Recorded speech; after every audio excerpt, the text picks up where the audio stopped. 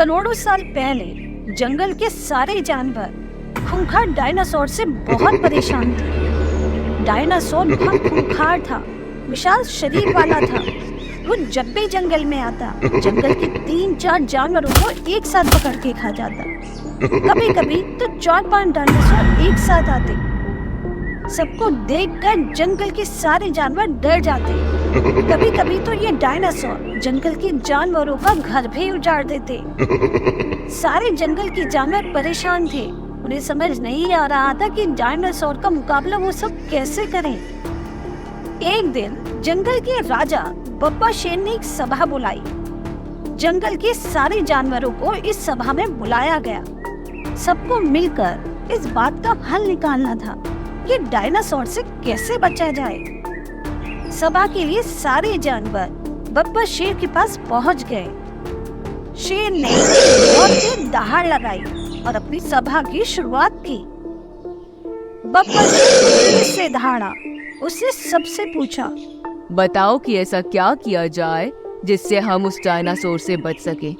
सभा में बैठा हुआ बंदर उछला और शेर के सामने खड़ा होकर बोला, मैं छलांग लगाकर उसकी गर्दन को पकड़ लूंगा और फिर वह सांस नहीं ले पाएगा और मर जाएगा। जंगल के सारे जानवर इसका मजाक बनाने लगे। तुझे पता भी है तू क्या कह रहा है? तू पागल तो नहीं हो गया? तूने अपना और डायनासोर का शरीर देखा है? वो बहुत बड़ा है, आराम से तुझे कुचल देगा।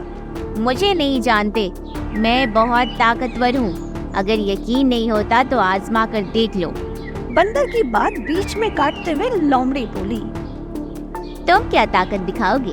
हमें उसे बल से नहीं बुद्धि से हराना होगा। बब्बर शेर को भी लोमड़ी की बात ठीक लगी। उसने लोमड़ी से पूछा, अच्छा तो बताओ लोमड़ी महाशय, हमें ऐसा क्या करना होगा? इस पर लोमड़ी बोली, इसके लिए हमें चील और बाज की मदद लेनी होगी। लोमड़ी की बात सुनते ही चील और बाज आगे आ गए और हाथ जोड़कर बोले, हम दोनों तैयार हैं। बोलो क्या करना है, हम अपनी जान तक दे देंगे। इसके बाद लोमड़ी ने सबको अपनी तरकीब बताई। अब सब तैयार थे और इंतजार कर रहे थे कि कब वो डायनासोर अपनी गुफा से बाहर आए और सारे जानवर उसका खात्मा कर दे। कुछ दिनों के बाद एक दिन वो खूंखार डायनासोर अपनी गुफा से बाहर आया। उसने जंगल पर हमला कर दिया, लेकिन आज सारे जानवर तैयार थे। सब इसी दिन का इंतजार कर रहे थे। जैसे ही डायनासोर अपनी गुफा से बाहर आया, सबसे पहले बाज और चील ने डायनासोर की आंख पर हमला कर दिया। हमले के बाद डायनासोर ठीक से नहीं देख पा रहा था।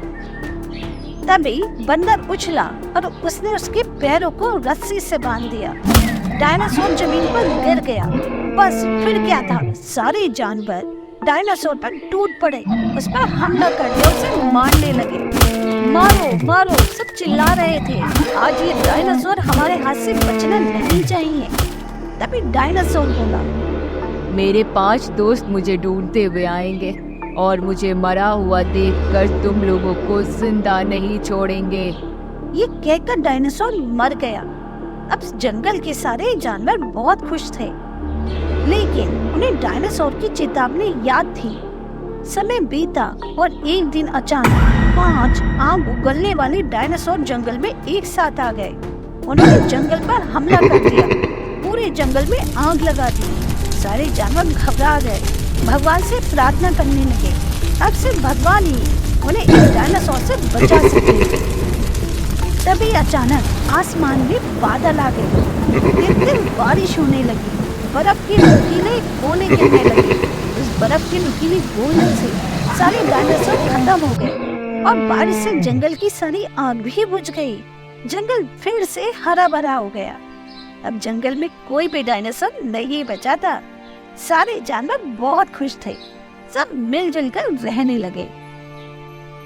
इस कहानी से हमें यही सीख मिलती है कि समस्या चाहे कितनी ही बड़ी क्यों ना हो, उसे बुद्धिमानी से सबके साथ मिलकर हल किया जा सकता है।